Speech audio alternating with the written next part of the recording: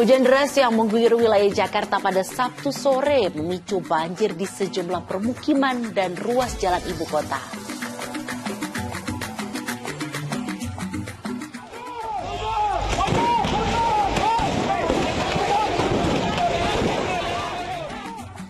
Ribuan orang memaksa masuk dan menyerbu salah satu lokasi tambang emas hingga harus dibubarkan paksa oleh petugas.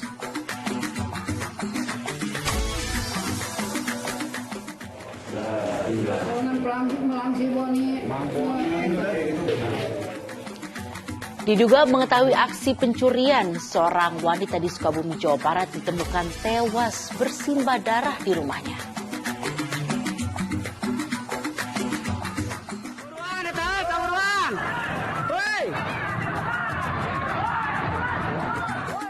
Sepeda motor yang hendak dihidupkan oleh pengendaranya tiba-tiba terbakar hingga menyambar ke toko di dekatnya dan menimbulkan kepanikan warga.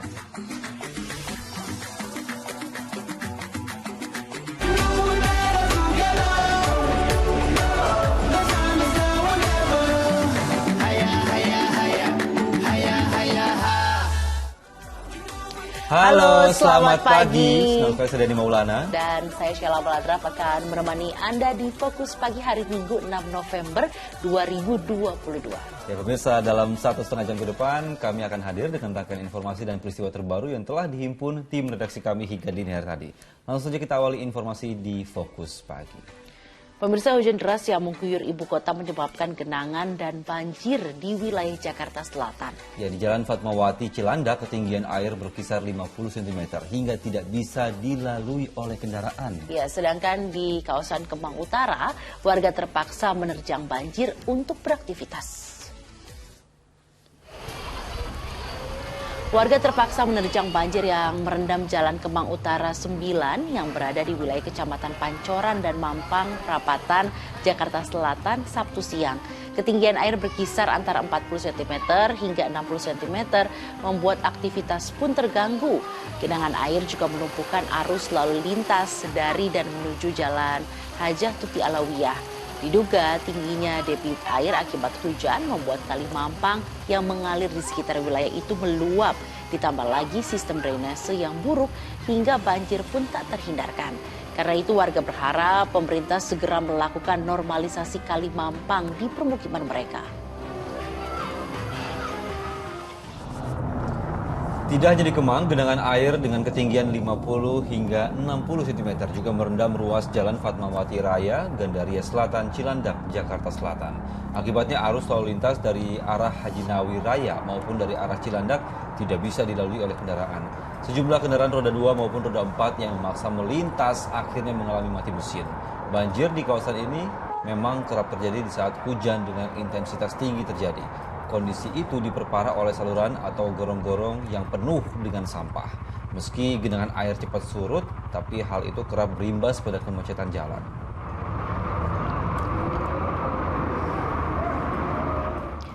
Ya pemirsa, banjir juga merendam ratusan rumah di Kelurahan Duren 3, Pancoran, Jakarta Selatan. Di tengah banjir, warga diresahkan oleh kemunculan ular sanca kembang sepanjang 4 meter.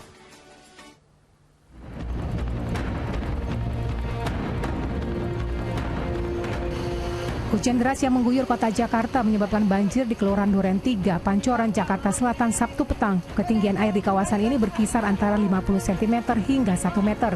Akibatnya ratusan rumah warga di 3 RT RW 5 terendam banjir. Sebuah sepeda motor yang diparkir di depan rumah juga tenggelam. Banjir membuat aktivitas warga jadi terganggu. Warga terpaksa menggunakan tali tambang untuk membantu warga melintasi banjir.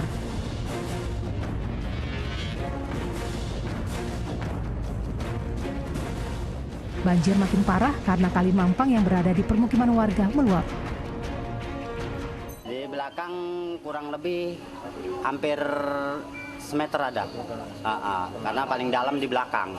Ini penyebabnya apa sih Pak? Penyebabnya ya ini hujan, kalau hujan memang air kali itu meluap.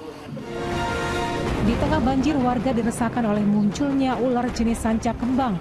Kemunculan ular sepanjang 4 meter itu mengejutkan warga Jalan Kemang Utara, Pancoran. Hewan melata seberat 25 kg yang diduga terbawa arus air dari saluran yang meluap berhasil diamankan warga. Ular ini kemungkinan ke bawah nih. Jadi bareng dengan air deras yang dari luapan parit-parit ini, saluran air, kemudian hari ini ikut terbawa air. Ular sanca tersebut rencananya akan diserahkan ke komunitas pecinta reptil atau ke Balai Konservasi Sumber Daya Alam. Muhammad Nur melaporkan dari Jakarta. Tidak hanya di Jakarta, pemirsa, hujan deras yang mengguyur Tangerang Selatan juga menyebabkan jalan tol BSD Bintaro arah ke Serpong tergenang air. Ya, sementara di Pondok Aren, puluhan rumah terendam banjir setinggi 40 cm. Puluhan rumah di Kampung Bulak, Pondok Kacang Timur, Pondok Aren, Tangerang Selatan, Banten terendam banjir setinggi 40 cm Sabtu sore. Banjir terjadi akibat Sungai Angke yang berada dekat permukiman warga meluap usai diguyur hujan deras. Sejumlah kendaraan bermotor mogok karena nekat menerobos banjir. Banjir juga merendam jalan penghubung hingga menyebabkan akses jalan dari arah Ciledug Kota Tangerang menuju Pondok Aren terganggu.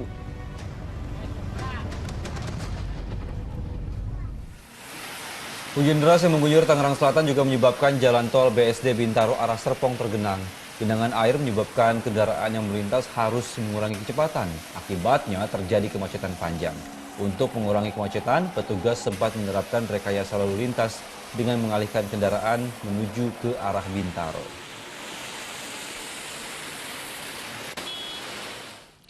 Ya, di informasi lainnya pemirsa, pohon berukuran besar yang berada dekat lahan parkir Stasiun Kalibata, Jakarta Selatan tumbang. Ya, pohon berdiameter 60 cm itu pun menimpa motor.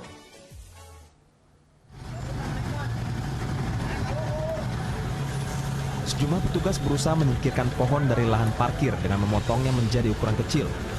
Pohon berdiameter 60 cm yang tumbuh di sekitar lahan parkir Stasiun Kalibata, Jakarta Selatan itu tumbang dan menimpa 2 unit motor hingga rusak berat.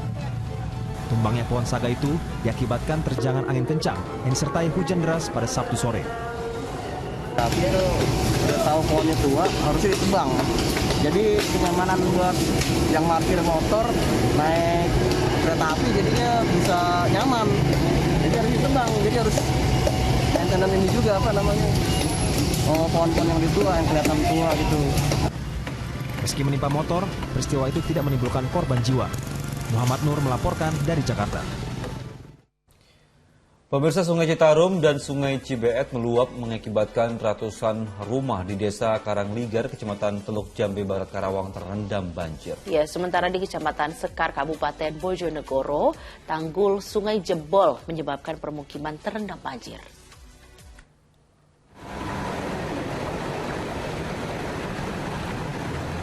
Terjangan banjir merendam permukiman di Desa Bobol, Kecamatan Sekar, Kabupaten Bojonegoro, Jumat sore. Banjir terjadi akibat dari meluapnya kali Kelampok di 4 titik. Ketinggian banjir disertai lumpur di desa itu mencapai 70 cm. Terjangan banjir membuat tembok rumah jebol dan merusak perabot rumah tangga.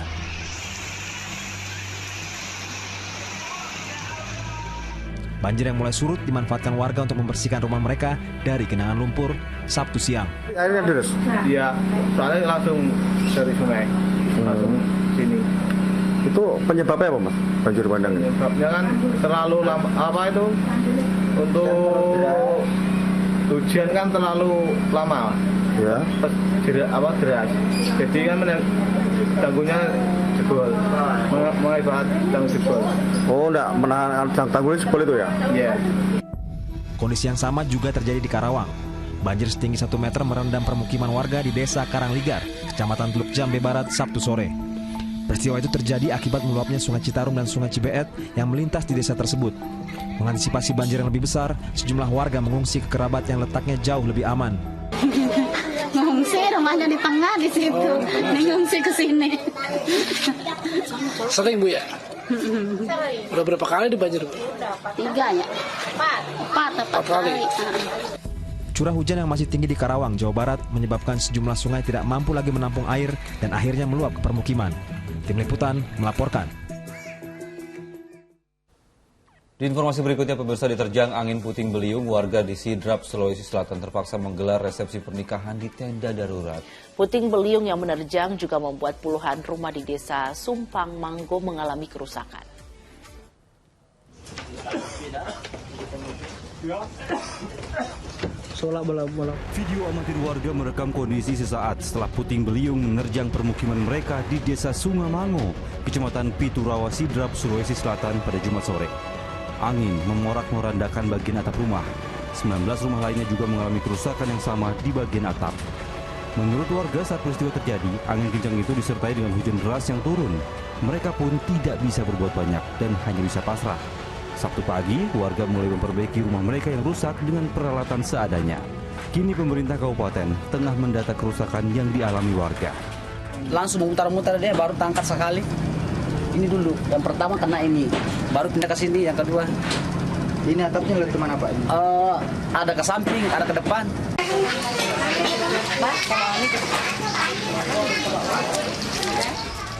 Tidak hanya rumah, angin puting beliung juga memorak-morandakan tenda resepsi pernikahan warga yang sedianya digelar pada Sabtu pagi.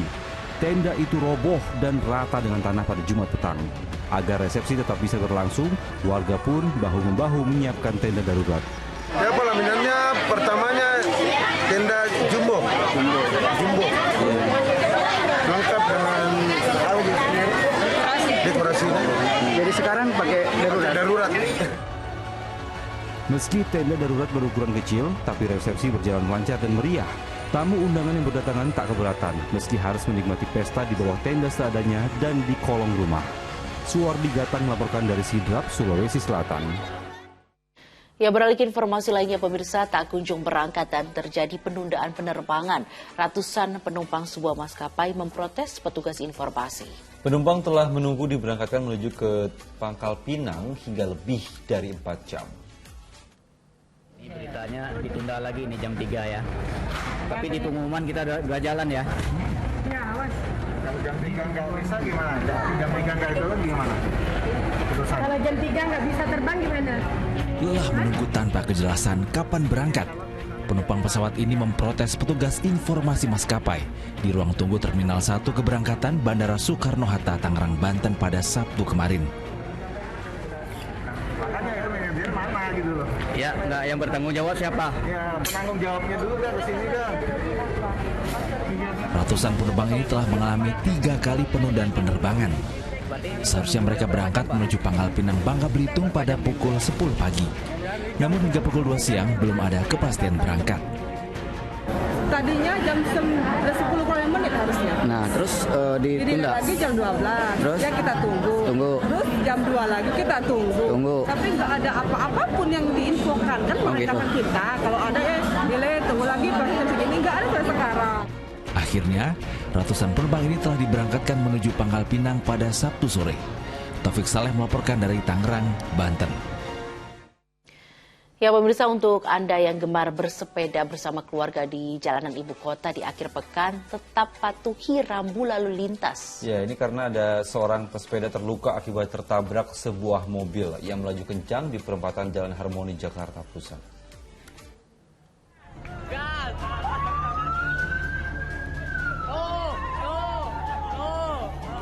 Ya, tidak mengindahkan peringatan pesepeda lainnya, seorang pesepeda yang nekat melintas di perempatan Harmoni, Jakarta Pusat ditabrak oleh sebuah mobil pada Sabtu pagi. Diduga korban ini menerobos lampu merah, sementara mobil yang melaju dari Jalan Veteran menuju ke arah Tomang tidak menyadari ada pesepeda yang menerobos.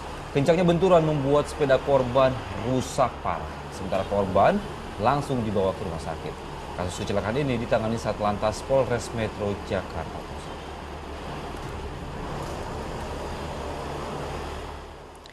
Pemirsa, sebuah minibus di Serang, Banten masuk selokan usai menabrak seorang warga.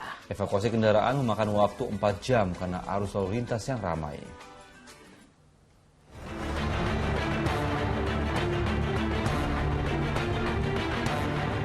Sebuah minibus tercebur ke dalam selokan usai menabrak pejalan kaki, lampu lalu lintas dan pembatas jalan di Kecamatan Serang, Banten.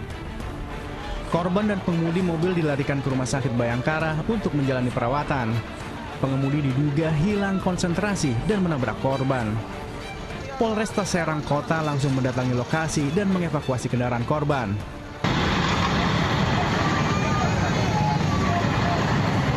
Evakuasi memakan waktu hingga 4 jam karena lalu lintas di kawasan ini ramai.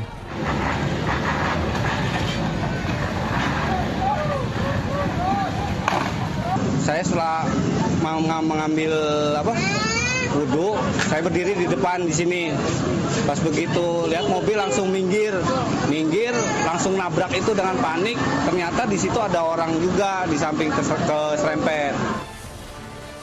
Warga berharap pemerintah dapat memasang lampu penerangan jalan di kawasan tersebut lantaran sering terjadi kecelakaan.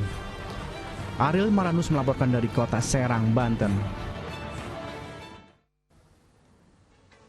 Pemirsa, kepanikan hingga kocar kacir mewarnai razia parkir liar yang digelar petugas Sudin Perhubungan di wilayah Jakarta Pusat. Ya, petugas pun tak segan mengembosi ban sejumlah motor yang kedapatan parkir di sembarang tempat.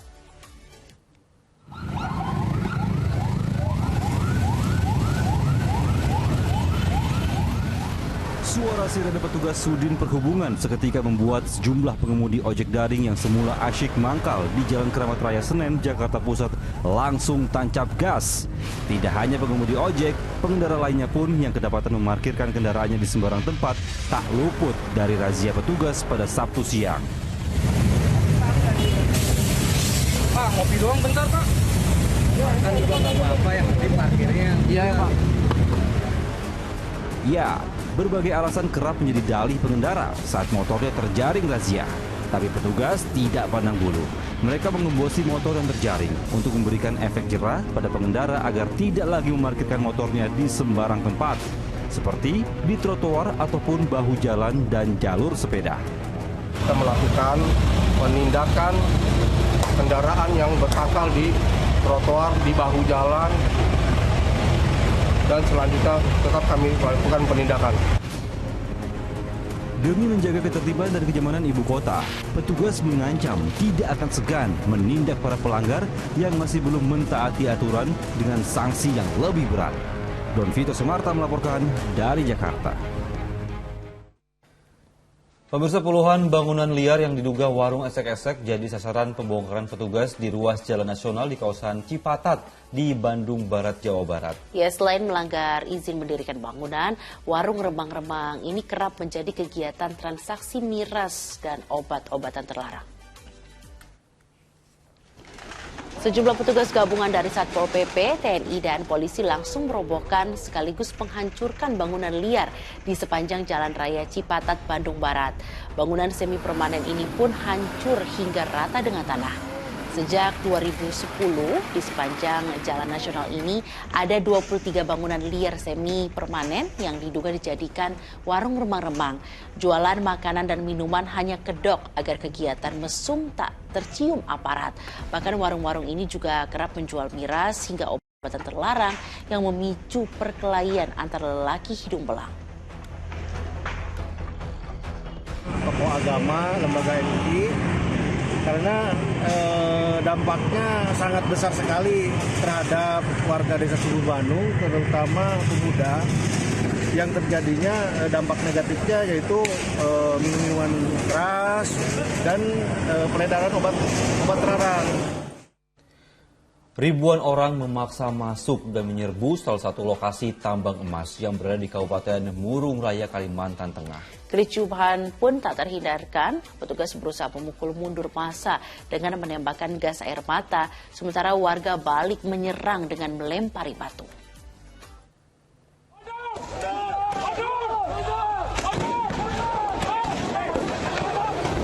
Inilah video yang memperlihatkan warga nekat masuk ke perusahaan tambang emas yang berada di Kabupaten Murung Raya, Kalimantan Tengah.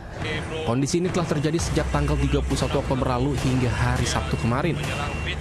Pihak perusahaan tambang sebenarnya telah melakukan sosialisasi kepada warga sekitar melalui perangkat desa dan telah memasang himbauan agar warga tidak lagi menambang di area perusahaan tersebut. Namun warga sekitar justru mendapatkan informasi berbeda bahwa akan ada pembagian batu mineral tambang untuk warga yang disebar oleh orang tidak dikenal. Hal inilah yang akhirnya membuat massa berbondong-bondong menyerbu lokasi tambang emas tersebut. Untuk menghalau massa, para petugas berusaha memukul mundur dengan menembakkan gas air mata.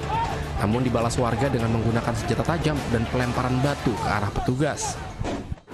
Di lokasi tambang itu rawan longsor dan banyak alat berat yang sedang beroperasi.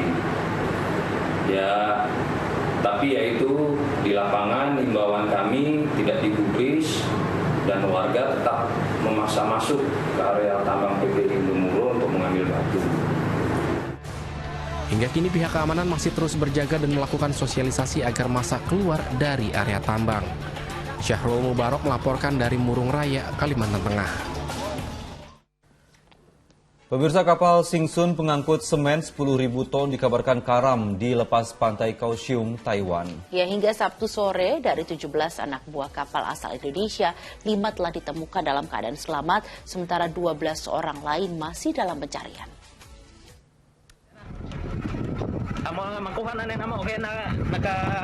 Video amatir merekam detik-detik kapal Singsun No. 1 pengangkut semen 10.000 ton tenggelam di lepas pantai Kaohsiung, Taiwan pada 30 Oktober lalu.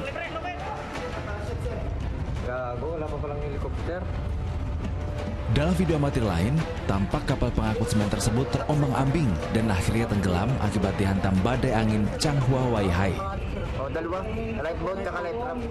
17 ABK mencoba menyelamatkan diri dengan menaiki sekoci kapal menuju pesisir pantai terdekat. 5 diantaranya telah dievakuasi oleh ABK kapal Evergreen yang melintas di kawasan tersebut. Sementara 12 ABK lain dinyatakan hilang dalam kejadian itu. Oh, itu belum ditahu keberadaan sampai saat detik ini. Itu semua orang Indonesia. Betul, orang Indonesia semuanya. Dan salah satu itu rekan kita sendiri itu orang Ulu Kumbadiyah, namanya Andi Agung Matola, posisi jabatan sebagai kepala kamar mesin, istilah kata kalau di dunia pelaut chief engineer. 5 korban yang diselamatkan oleh kru kapal Evergreen masing-masing bernama Inggara Prasetya Nordika, Rezeki Muji Sulistianto, Satria Ritonga, Tedio Arifal Taufik, dan Rinto Calvin Semiring. Tim Liputan melaporkan. Pemirsa, anak sulung Nikita Mirzani mendatangi Rumah Sakit Bayangkara Polda Banten untuk menjenguk sang ibu yang tengah sakit. Ya, ia ditemani oleh kuasa hukum Nikita, Fahmi Bahmid, beserta sahabat Nikita Mirzani, Fitri Salhuteru. Sehari setelah dirawat di Rumah Sakit Bayangkara Polda Banten karena kondisi kesehatannya memburuk, artis Nikita Mirzani dijenguk oleh anak sulungnya. Ia tiba di Rumah Sakit Bayangkara pada Sabtu siang ditemani kuasa hukum Nikita Mirzani, Fahmi Bahmid, dan sahabat Nikita. Sakit yang diderita oleh Nikita Mirzani merupakan sakit lama yang kambuh, yakni tulang punggung bermasalah.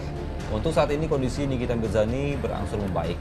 Sejauh ini Rumah Sakit Bayangkara tidak memiliki alat untuk terapi tulang punggung, sehingga Nikita telah meminta untuk dikembalikan ke rutan kelas 2B Serang, tapi belum dikabulkan. Saya nggak tahu mau apa yang didengar gitu. Ada tahanan yang ingin kembali ke tahanan, kok dipersulit gitu.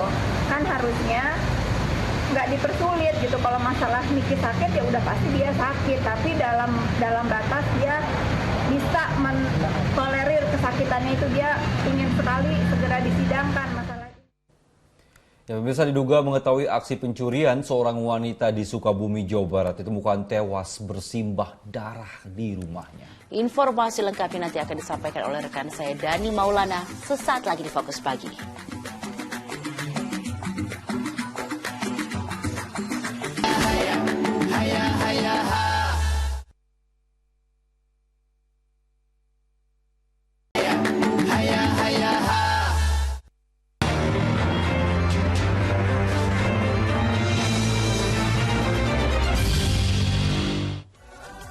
Anda kembali menyaksikan Fokus Pagi bersama saya Dani Maulana, dan kini kita masuk ke segmen Fokus Kasus. Pemirsa, 10 orang remaja terpaksa berurusan dengan polisi karena diduga akan tawuran bersenjata tajam di kawasan Keramat Jati, Jakarta Timur. Sementara itu, penyerangan sekelompok orang diduga geng brutal terhadap sejumlah pemuda lainnya di kawasan Galur, Johar Baru, Jakarta Pusat berujung tawuran di tengah jalan.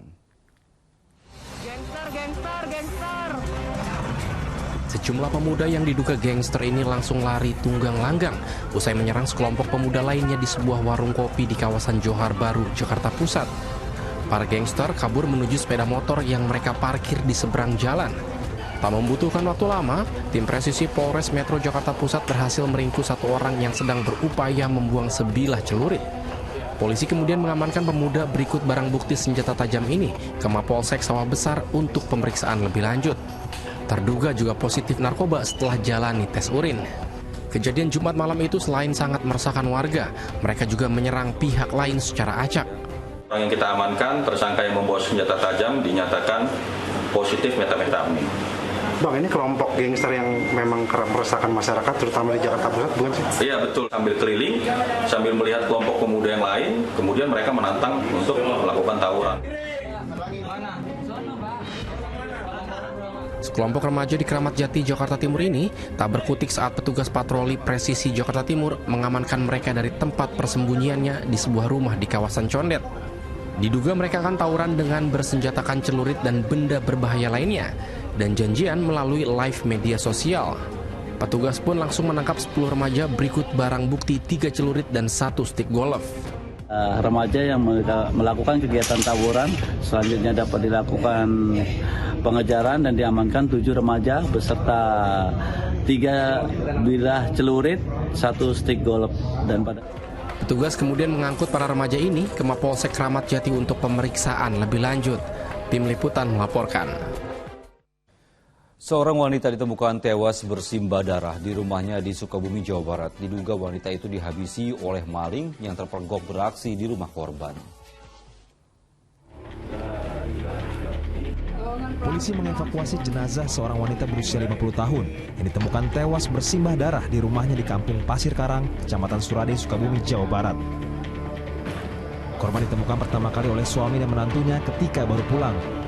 Saat kejadian, wanita itu hanya ditemani oleh cucunya yang berusia 3 tahun. Hasil pemeriksaan di tempat kejadian, pembunuhan itu diduga terkait aksi pencurian. Karena ditemukan sejumlah kerusakan di jendela rumah yang menunjukkan adanya upaya paksa untuk masuk ke rumah. Selain itu, ponsel korban juga hilang. Diduga memang pembunuhan, katanya. Jadi lukanya di leher, memang juga ada waktu itu dilihat jendela itu ada yang bekas congkel, Pak. Usai olah tempat kejadian perkara, polisi membawa jenazah ke Rumah Sakit Umum Daerah R. Syamsuddin, Sukabumi untuk diotopsi. Tim forensik yang memeriksa mendapati adanya luka bekas tusukan senjata tajam di bagian dada serta leher korban. Dan kematian wanita itu diduga akibat kehilangan banyak darah. Oke, jadi dari pemeriksaan korbannya ada luka-luka, gitu ya. Luka-lukanya ada di daerah wajah sama ada di daerah dada dan juga tangan-tangannya. Itu akibat senjata tajam atau apa? Kalau melihat dari pola dan gambarannya, kekerasan tajam. Kini polisi memburu terduga pelaku yang sudah dikantongi ciri-cirinya. Asep Didi melaporkan dari Sukabumi, Jawa Barat. Jasad perempuan tanpa identitas yang mengenakan baju bertuliskan Pramuka ditemukan mengapung di Selat Bali. Petugas kesulitan mengidentifikasi jati diri korban lantaran saat ditemukan kondisinya sudah rusak.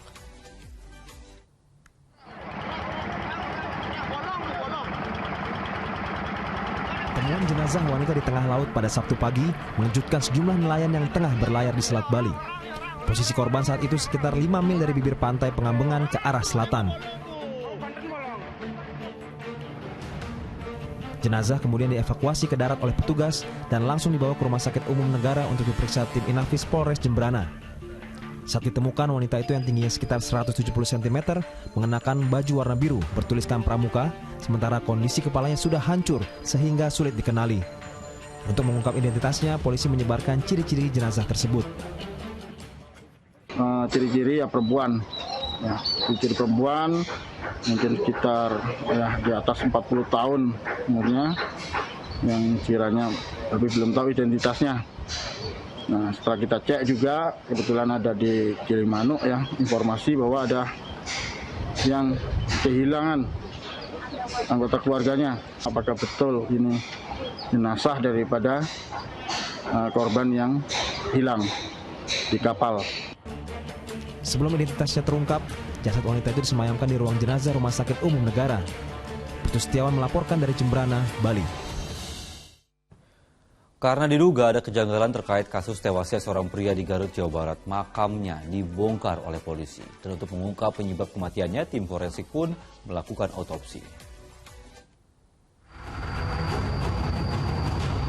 Petugas Polres Garut membongkar makam seorang pria bernama Kusnadi di Kecamatan Cibalong, Garut, Jawa Barat. Pembongkaran dilakukan agar tim forensik dapat mengautopsi karyawan PT Perkebunan Nusantara 8 tersebut. Karena keluarga menilai ada kejanggalan atas kematiannya. Kalau seandainya ini hasil otopsi hasil otopsi korban bunuh diri, pihak keluarga menerima. Kalau seandainya hasil otopsi membuktikan korban dibunuh, harus diusut secara tuntas sampai tuntas. Pria berusia 47 tahun itu ditemukan tewas bersimbah darah di tengah perkebunan atau tepatnya di Blok Maranti Afdeling Pasir Pilar, Cibalong, Garut. Tak jauh dari jasadnya didapati sebilah golok berlumuran darah. Polisi masih menyelidiki dugaan adanya unsur tindak pidana terkait meninggalnya pria tersebut, termasuk mencari penyebab kematian dengan melakukan autopsi. Sebelumnya korban dicari keluarganya karena hingga malam belum pulang ke rumah setelah pamit bekerja ke perkebunan itu untuk mengambil getah pohon karet. Kami datang ke TKP, merasakan olah TKP dan kebetulan mayat waktu itu dalam keadaan tertelungkup di tanah dengan posisi ada golok di bawah di kepala korban dan udah tersayat di leher korban. Untuk mengungkap waktu dan penyebab kematian korban, tim forensik membutuhkan waktu 1 minggu untuk pemeriksaan. Eko Setiabudi melaporkan dari Garut, Jawa Barat. Di informasi berikutnya, pemirsa, jasad seorang wanita ditemukan dengan kondisi mengenaskan di Jakabaring, Palembang. Diduga wanita itu korban tabrak lari.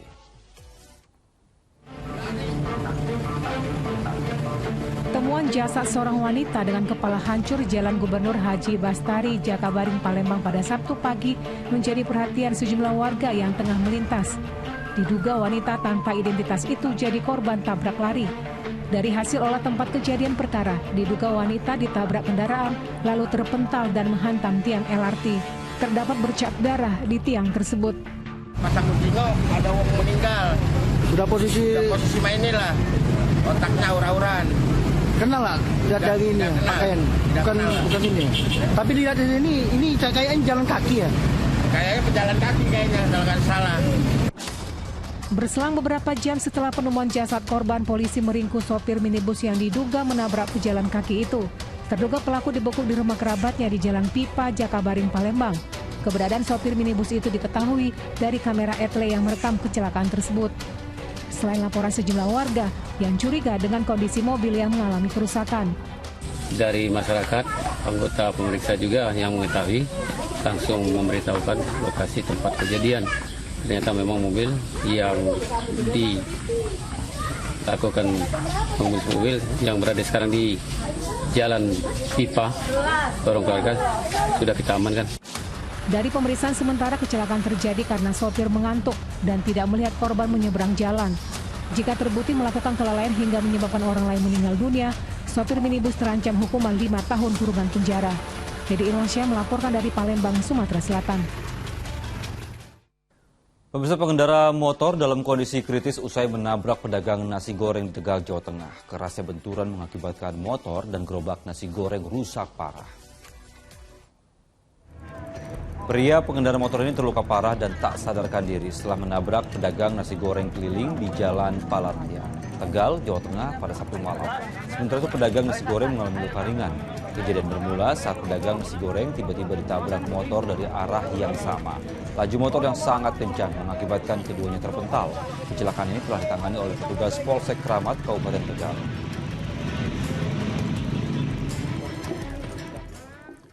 Kepala sekolah di salah satu SMA di Padang, Sumatera Barat dan juga anaknya dianiaya orang tak dikenal. Dugaan penganiayaan tersebut tentunya membuat para pelajar kaget dan keluar ruangan hingga aktivitas belajar mengajar menjadi terganggu.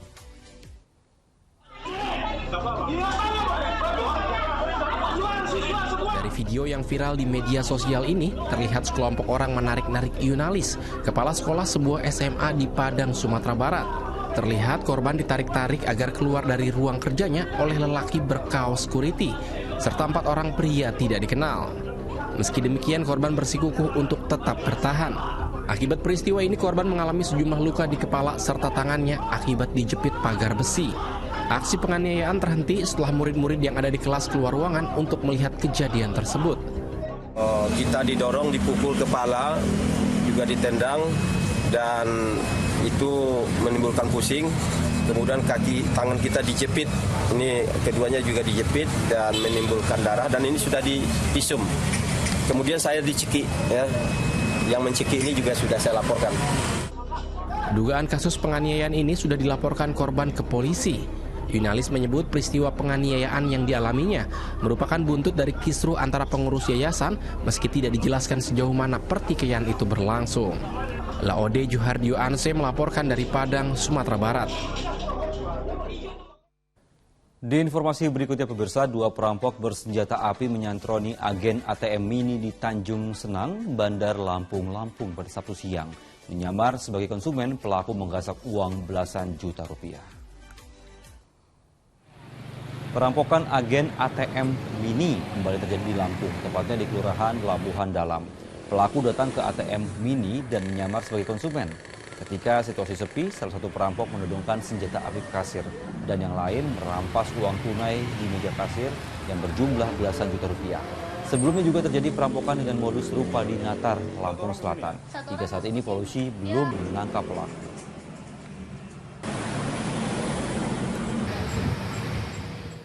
Pemirsa, seorang pria di Pasuruan, Jawa Timur nekat menjambret kalung wanita lansia yang tengah menyiram tanaman di depan rumahnya. Pelaku sempat mencoba kabur dengan menumpang sebuah bus umum sebelum ditangkap oleh warga yang mengejarnya. Polisi menjemput pria berinisial S dari sebuah pos lantas dan membawanya ke Mapolres Pasuruan Kota pada Sabtu siang.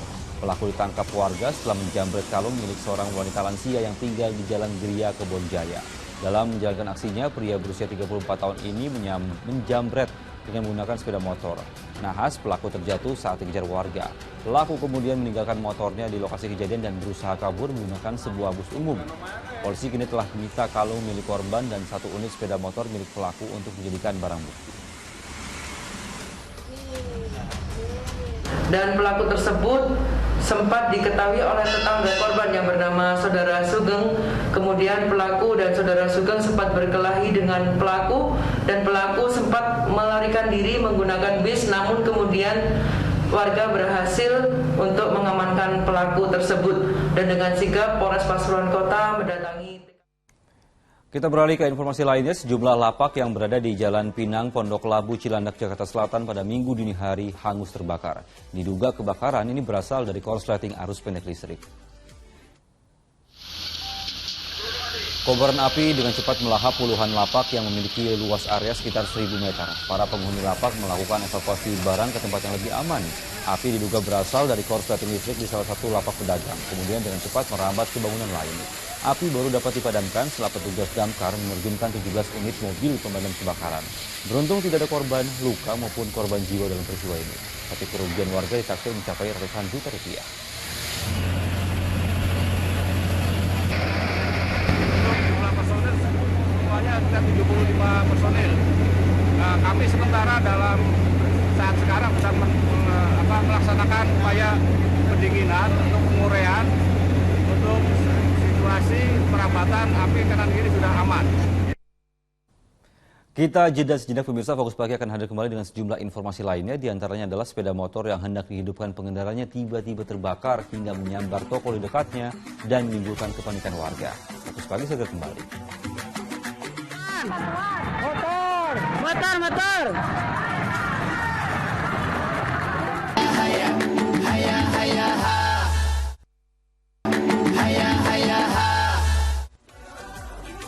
Ya, Anda kembali di Fokus Pagi bersama dengan saya Sheila Baladraf. Pemirsa, kebakaran melanda sebuah ruko di kompleks pertokohan Pasar Besar Kota Palangkaraya, Kalimantan Tengah. Sejumlah warga panik dan berupaya selamatkan barang dagangan mereka. Tolongilah Lina, di pasar nih, Bandut Raya nih. Para pedagang dan warga Pasar Besar Kota Palangkaraya, Kalimantan Tengah langsung panik. Mereka berupaya menyelamatkan diri dan barang dagangannya, menyusul besarnya kobaran api di bagian atas sebuah ruko.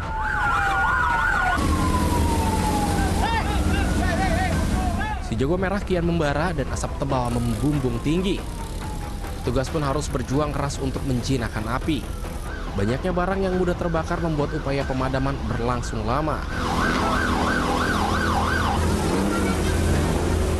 Dugaan sementara hubungan pendek arus listrik penyebab musibah ini. Asal-usulnya itu listrik kayak kedap-kedip. Kenapa WB kata saya nggak mau, dekat aja mati. Lihat mau betulin, lihat sudah api di atas. Oh, ada sudah alat yang dijual mengandung karet. Jadi karet itu yang membuat sulit dan susunan barang sangat banyak. Itu yang menyulitkan. Belum jelas nanti kalau diperkirakan sementara kalau kita boleh bicara itu adalah arus pendek. Tetapi nanti hasil. Tidak ada korban luka maupun jiwa dalam kebakaran ruko di kompleks pertokoan Pasar Besar. Untuk memastikan penyebab kebakaran, petugas memasang garis polisi dan meminta keterangan pemilik toko dan beberapa saksi lainnya untuk kepentingan penyelidikan. Syahrul Mubarok melaporkan dari Kota Palangkaraya, Kalimantan Tengah. Pemirsa, sepeda motor yang hendak dihidupkan pengendaranya tiba-tiba menimbulkan percikan api dan membakar motor. Besarnya kobaran api menyambar ke toko di dekatnya sehingga menimbulkan kepanikan warga.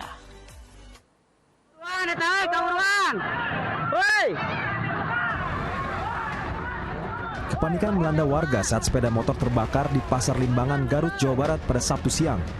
Api yang berkobar-kobar coba dipadamkan warga dengan alat seadanya.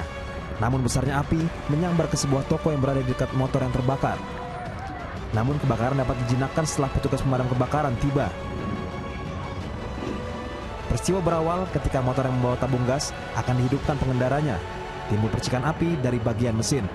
Awal pertama kejadian, motor pertamanya mati, pas kemudian dinyalakan, nyala, ada api di bawah, tiga panik, motor didorong.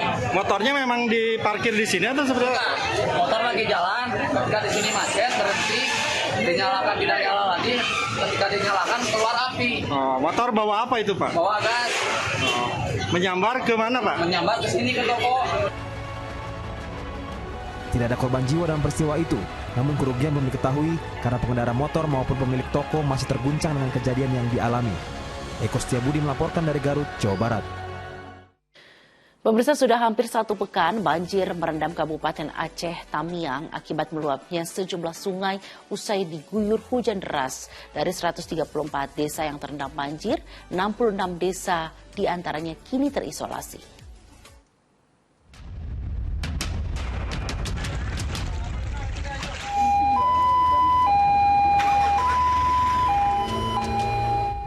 Dibantu petugas dan warga, ambulans yang membawa pasien ini nekat menerobos genangan banjir yang masih merendam jalan di Kabupaten Aceh Tamiang.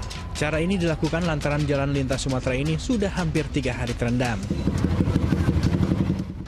Hingga Sabtu pagi saja, jalur lintas Sumatera masih lumpuh akibat banjir yang belum surut. Ratusan kendaraan, termasuk truk pengangkut kebutuhan pokok juga terjebak, sehingga muatan terancam membusuk.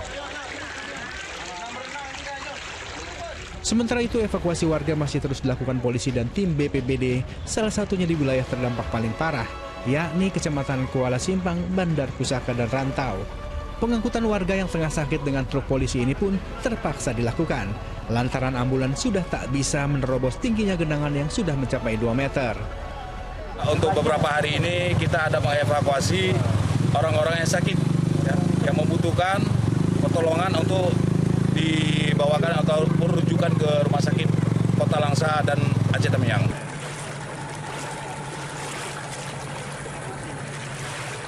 Banjir bukan saja merendam pantai timur Aceh, namun 4 kecamatan di Aceh Selatan juga terendam. Banjir akibat luapan sejumlah rawa dan sungai yang memicu ketinggian air meningkat mencapai 1 hingga 2 meter di sejumlah titik. Akibatnya, warga terpaksa dievakuasi karena ketinggian banjir terus bertambah. Alhamdulillah sampai dengan hari ini kita sudah menyiapkan dapur umum, segala logistik, dan juga ada warga yang masih berada di dalam yang menempati tempat-tempat yang lebih tinggi seperti yang di shelter.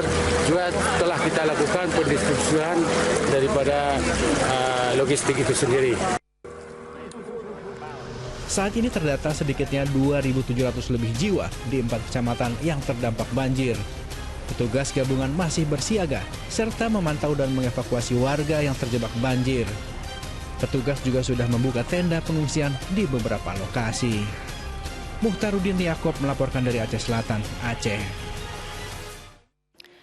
Curah hujan tinggi yang terjadi sejak sepekan terakhir, sedikitnya 1.000 rumah di 3 kecamatan di Kabupaten Langkat, Sumatera Utara masih terendam banjir. Sebagian warga berupaya mengungsi ke tempat aman dari banjir dengan perahu kayu dan batang pisang.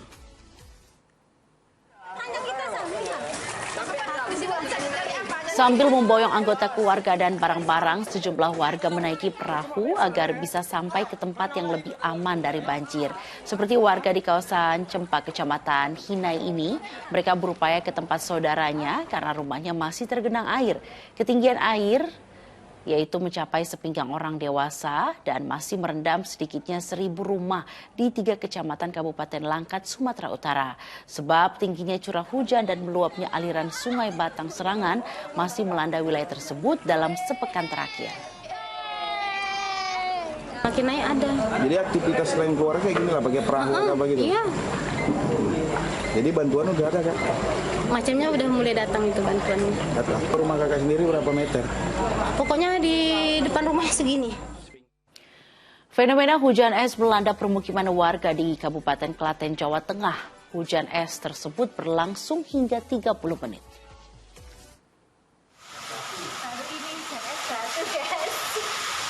Warga terkejut dengan hujan es yang terjadi di Desa Basin, Kebonarum, Kabupaten Klaten, Jawa Tengah pada Sabtu sore.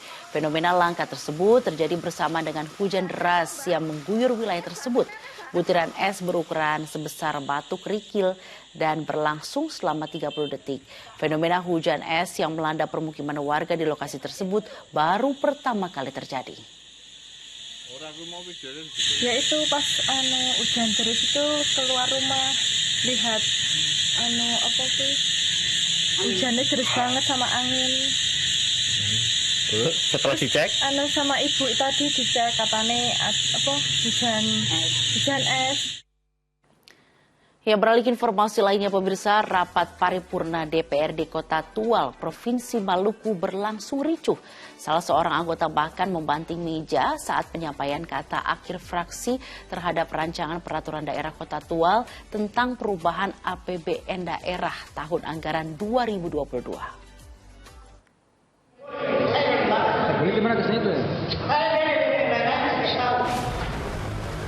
Rapat paripurna DPRD Kota Tual Provinsi Maluku ini awalnya berlangsung lancar saat dibuka Ketua DPRD Hasan Syarifuddin Borut. Namun tak berselang lama, salah seorang anggota Dewan dari fraksi Partai Demokrat, Hasim Rahayan, membanting meja hingga suasana menjadi ricuh.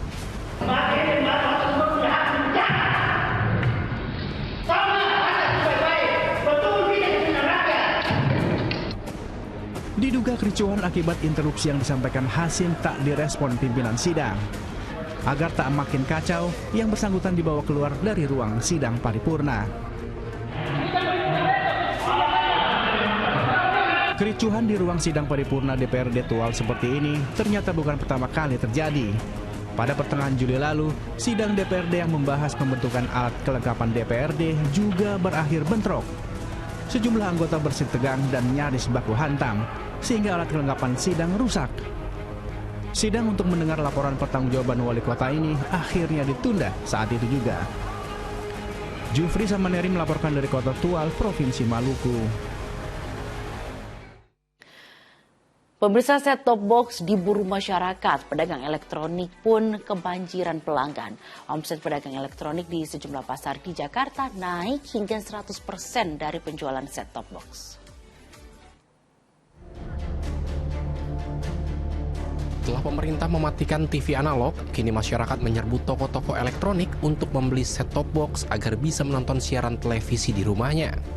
Sejak 2 hari terakhir, toko elektronik di Pasar Palmerah, Jakarta Barat ramai didatangi pembeli yang memburu set-top box setiap harinya. Pada hari pertama, penjualan set-top box laku hingga 120 unit. Tidak heran para pedagang kerap kehabisan stok STB untuk dijual. Pedagang mengaku penjualan STB membuat omset penjualannya naik hingga 100%. Barangnya agak susah. Kalau dari distributornya sendiri ada pembatasan nggak? Nggak ada pembatasan. Cuma dari distributor kan buat agennya, buat toko-tokonya itu cuma ya dikasih satu dus biar rata semua daerah gitu. Dan untuk harga jualnya sekarang? 220 sementara. Selain pedagang, banyak pembeli juga kesulitan mencari set-top box yang mulai langka di pasaran. TV udah kayak semut-semut kalau nggak beli.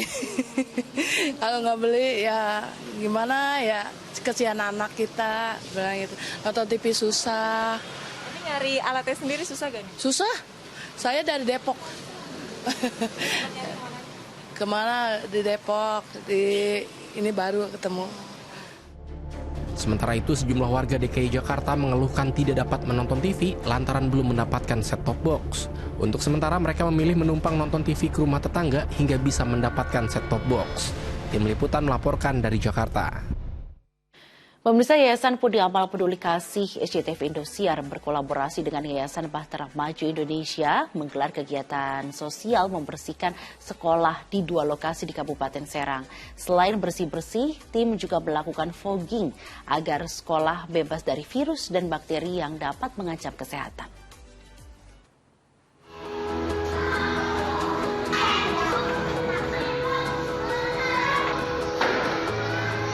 Yayasan Pundi Amal Peduli Kasih SCTV Indosiar beserta Yayasan Bahtera Maju Indonesia atau YBMI menggelar kegiatan bersama untuk membersihkan sekolah-sekolah di Kabupaten Serang, Banten.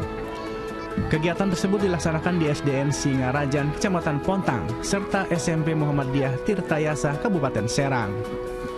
Pada kesempatan ini, anak-anak sekolah tampak antusias menyambut tim yang akan membersihkan sekolah mereka. Ventilasi, lantai, kaca, hingga dinding sekolah juga tak luput untuk dibersihkan. Tim juga melakukan fogging untuk memastikan sekolah bebas dari virus ataupun bakteri yang dapat mengancam kesehatan. Mengucapkan ribuan terima kasih kepada SCTV Indosiar, YPP, dan YBMI karena sudah melakukan bersih-bersih kepada sekolah kami. Untuk itu kami mengucapkan ribuan terima kasih untuk alat kebersihannya menjadikan sekolah kita bersih dan nyaman untuk siswa-siswanya. Semoga kegiatan seperti ini bisa lebih banyak ditingkatkan, lebih banyak lagi sehingga banyak sekolah, banyak rumah ibadah yang bisa terlayani oleh tim kebersihan ini. Pihak sekolah juga berharap agar kegiatan-kegiatan bersih-bersih ini dapat terus digalakan karena sangat dirasakan manfaatnya. Pasalnya kebersihan sangat penting untuk dijaga guna menciptakan kenyamanan saat belajar mengajar berlangsung. Ariel Maranus melaporkan dari Kabupaten Serang, Banten. Sebuah rumah ambruk dan puluhan lainnya rusak akibat abrasi Kali Cipamungkis di Desa Jonggol, Bogor, Jawa Barat. Selengkapnya sesaat lagi di Fokus Pagi.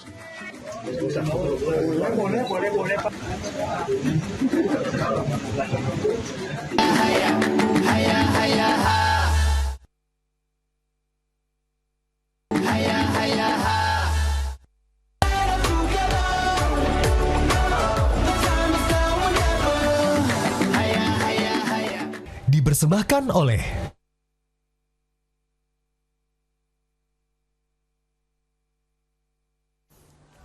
Anda kembali menyaksikan Fokus Pagi bersama saya Dani Maulana. Dan saya Sheila Baladrap. Pemirsa, jelang Piala Dunia 2022, tim Argentina mendapat dukungan unik berupa mural raksasa bergambar Diego Maradona. Mural itu terinspirasi dari potret semangat Maradona di Piala Dunia 1990 yang diharapkan dapat menginspirasi Lionel Messi dan kolega di Qatar nanti.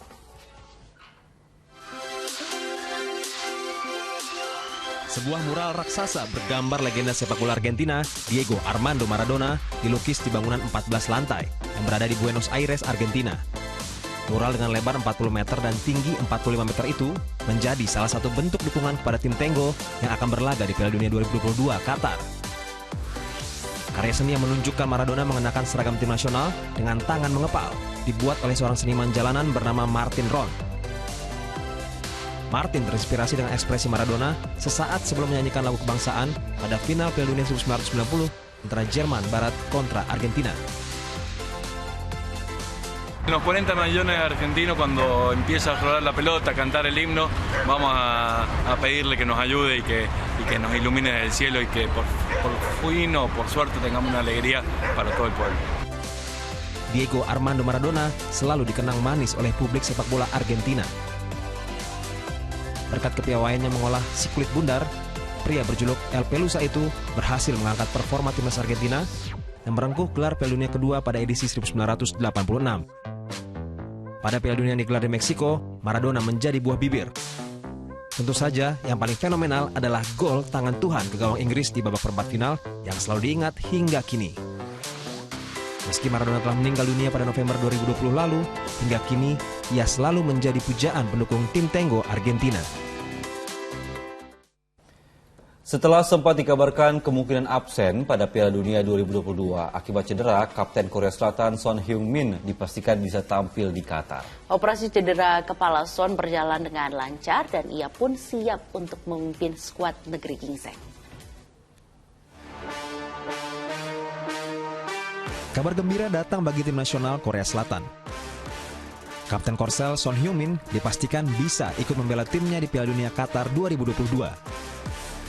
Son sebelumnya mengalami cedera kepala saat klubnya Tottenham Hotspur berhadapan dengan Olympique Marseille di Liga Champions. Ia mengalami patah tulang soket mata dan memerlukan pembedahan. Melansir dari The Telegraph, Son telah menjalani operasi pada Jumat 4 November dan hasilnya sukses. Tim medis memastikan Son bisa tampil di Piala Dunia. Son sangat ingin bertanding ketika Korea Selatan berhadapan dengan Uruguay di partai pertama pada 24 November. Lalu bersua Ghana dan Portugal di babak grup. Namun ia diperkirakan harus melewatkan 3 pertandingan pertama agar betul-betul pulih. Artinya, Son baru bisa tampil bila The Taeguk Warriors lolos dari babak grup. Ketajaman top skorer Liga Premier Inggris musim 2021-2022 itu jelas dibutuhkan tim besutan Paulo Bento untuk melaju jauh di Qatar.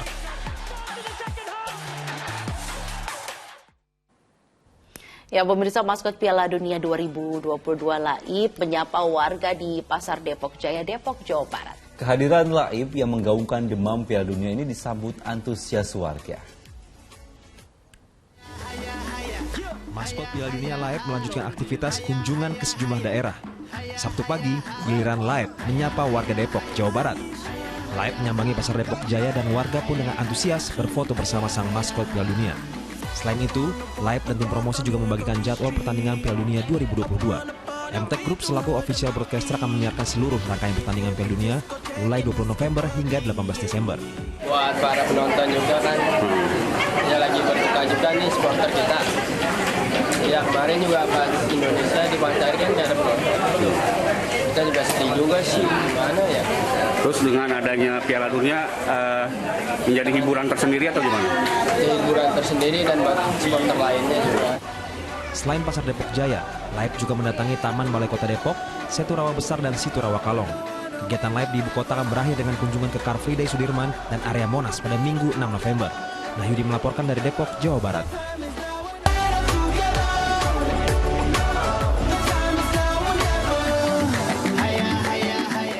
Dipersembahkan oleh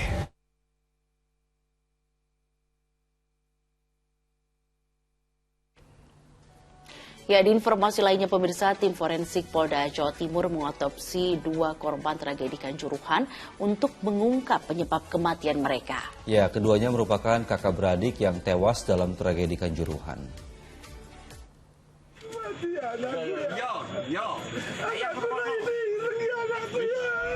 Pria ini terguncang tatkala menyaksikan proses autopsi kedua putrinya di tempat pemakaman Muslim Wajak, Kabupaten Malang pada Sabtu sore. Tim forensik Polda Jawa Timur melakukan otopsi terhadap Natasha Debbie dan Naila Anggraini untuk mengungkap kematian korban yang akan digunakan sebagai alat bukti untuk menjerat tersangka dalam kasus tragedi Kanjuruhan.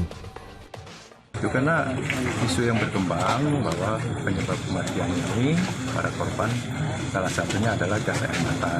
Ya. Nah, setelah ditemukan juga ada gas air mata yang kadaluarsa seperti itu kan. Nah, inilah kita harapkan dari otopsi ini semuanya itu bisa jelas terang benderang. Tragedi Kanjuruhan pada 1 Oktober 2022 di Stadion Kanjuruhan Malang terjadi saat laga Arema FC melawan Persebaya. Korban tewas tercatat sebanyak 135 orang.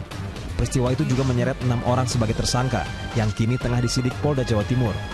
Nur Ramadan melaporkan dari Malang, Jawa Timur. Pemirsa, sebuah rumah ambruk dan puluhan lainnya rusak akibat abrasi Kali Cipamingkis di Desa Jonggol, Bogor, Jawa Barat. Ya, hingga saat ini sedikitnya 5 rumah dan 2 musola sudah tergerus air Kali Cipamingkis.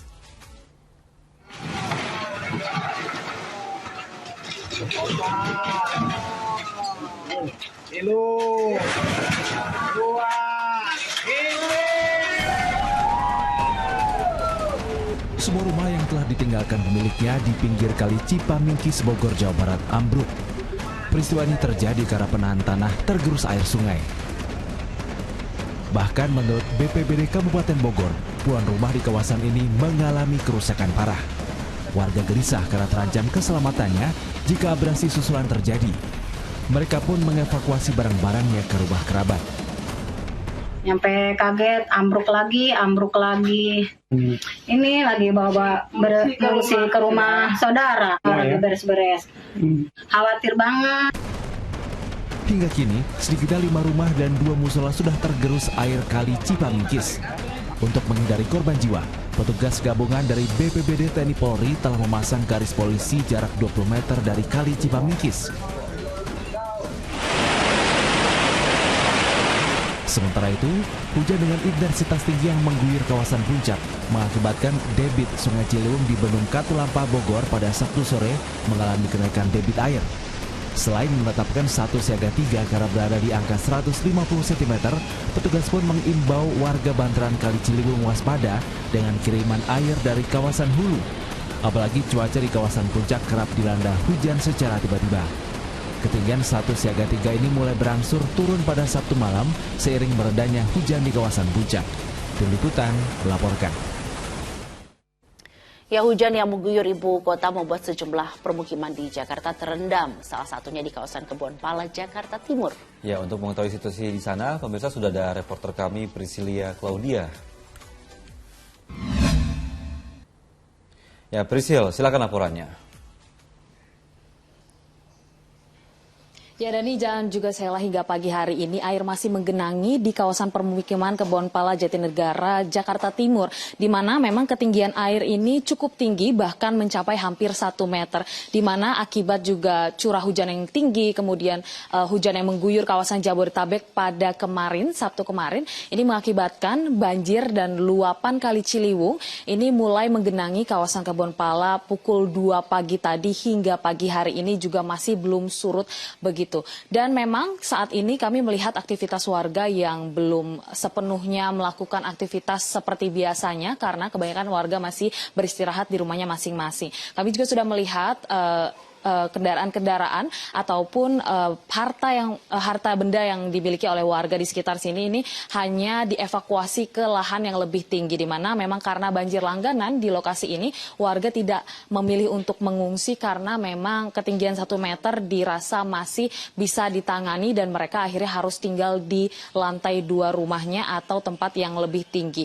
Dan memang banjir langganan di kawasan ini sampai saat ini masih belum surut, tapi kami juga memantau ada tim petugas BPBD yang sudah juga melakukan survei lokasi, kemudian juga mungkin nanti akan dilakukan penanganan tersendiri di lokasi ini. Dan memang sampai saat ini banyak warga juga yang selalu mengeluhkan adanya banjir langganan ini dan berharap adanya tanggul anti banjir ini dibangun di kawasan permukiman Kebonpala karena memang permukiman Kebonpala ini menjadi salah satu titik lokasi yang berada dekat dengan Kali Ciliwung yang memang jika terjadi adanya intensitas hujan tinggi kemudian juga adanya air kiriman dari Bogor ini pasti kawasan Kebonpala dan masyarakat maupun ratusan rumah di lokasi ini selalu terdampak dari banjir.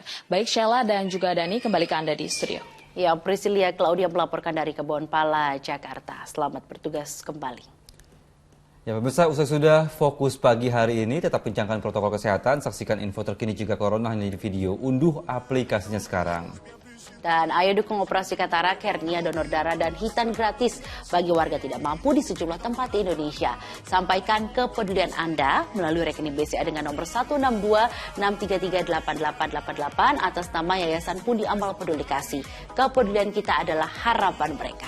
Dan pemirsa, ayo segera beralih ke siaran TV digital untuk tetap bisa menyaksikan program Fokus Pagi dan juga program-program kesayangan Anda lainnya di Indosiar pastinya. Pastikan TV Anda bisa menerima siaran digital atau gunakan set-top box. TV analog mati, TV digital mulai.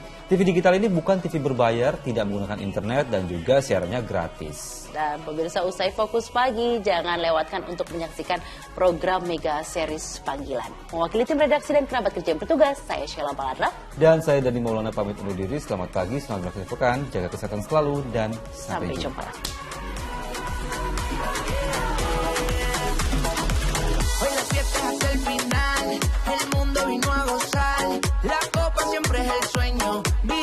aquí en Qatar.